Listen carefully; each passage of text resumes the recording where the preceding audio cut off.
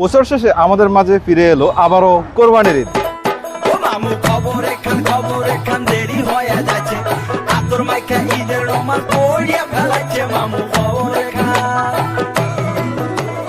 কোরবানির ঈদ মানে হচ্ছে গরু বাজার, আর এই মুহূর্তে আমরা আছি দেশের অন্যতম সর্ববৃহৎ একটি গরু বাজারে।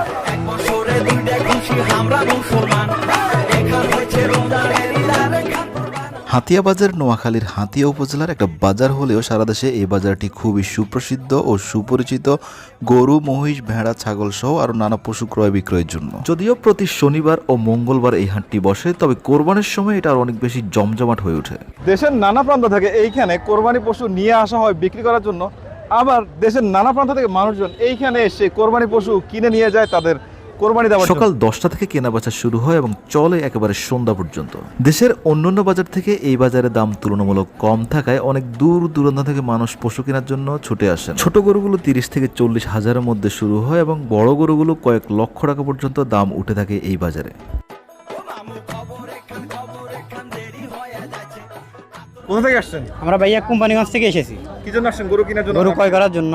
কিনছেন? যে কিনছি।